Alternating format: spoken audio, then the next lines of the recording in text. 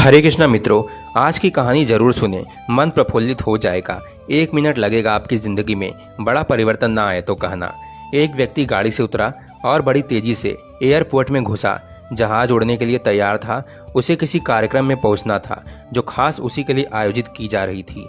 वह अपनी सीट पर बैठा और जहाज उड़ गया। अभी कुछ ही दूर जहाज उड़ा था कि कैप्टन ने घोषणा की, तूफानी बारिश और बिजली की वजह से जहाज का रेडियो सिस्टम ठीक से काम नहीं कर रहा, इसलिए हम पास के एयरपोर्ट पर उतरने के लिए विवश हैं। जहाज उतरा हुआ बाहर निकलकर कैप्टन से शिकायत करने लगा कि उसका एक एक मिनट कीमती है और होने वाले कार्यक्रम में उसका पहुंचना बहुत जरूरी है।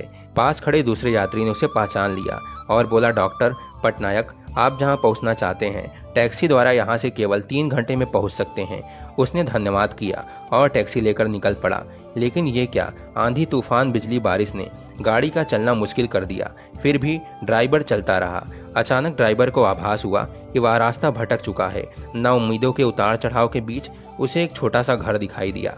इस तूफान में वह गनीमत समझकर गाड़ी से नीचे उतरा और दरवाजा खटखटाया। आवाज आई, जो कोई भी अंदर आ जाओ, दरवाजा खुला है। अंदर एक बुढ़िया आसन बिछाए भगवत गीता पढ़ रही थी। उसने कहा, माँ जी, अगर आज्ञा हो तो आपके फ़ोन का उपयोग कर लूँ। बुढ़िया मुस्कुराई और बोली, बेटा कौन सा फ़ोन, यहाँ ना बिजली है ना फ़ोन। लेकिन तुम बैठो, सामने चरणामृत है, पी लो, थकान दूर हो जाएगी। और खाने के लिए भी कुछ न कुछ फल मिल जाएगा, खा लो ताकि आगे यात्रा के लिए कुछ शक्ति आ जाए। डॉक्टर ने धन्यवाद किया और चरणामृत पीने लगा। बुढ़िया अपने पाठ में खोई थी। उसके पास उसकी नज़र पड़ी। एक बच्चा कंबल में लपेटा पड़ा था जिसे बुढ़िया थोड़ी थोड़ी देर में हिला देती थी। बुढ़िया की पूजा हुई तो उसने कहा, माँ जी, आपके स्वभाव और व्यवहार ने मुझ पर जादू कर दिया है। आप मेरे लिए भी प्रार्थना कर दीजिए। यह मौसम साफ हो जाए। मुझे उम्मीद है आपकी प्रार्थनाएं अवश्य स्वीकार होती होंगी।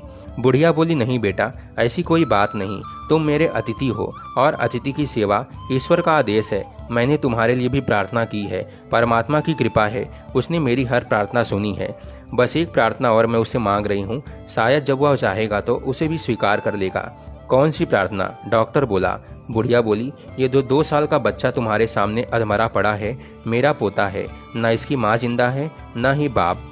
इस बुढ़ापे में इसकी जिम्मेदारी मुझ पर है। डॉक्टर कहते हैं इसे कोई खतरनाक रोग है जिसका वो उपचार नहीं कर सकते। कहते हैं कि एक ही नामवर डॉक्टर हैं। क्या नाम बताया था उसका? हाँ, डॉक्टर पटनायक। वह इसका ऑपरेशन कर सकता है।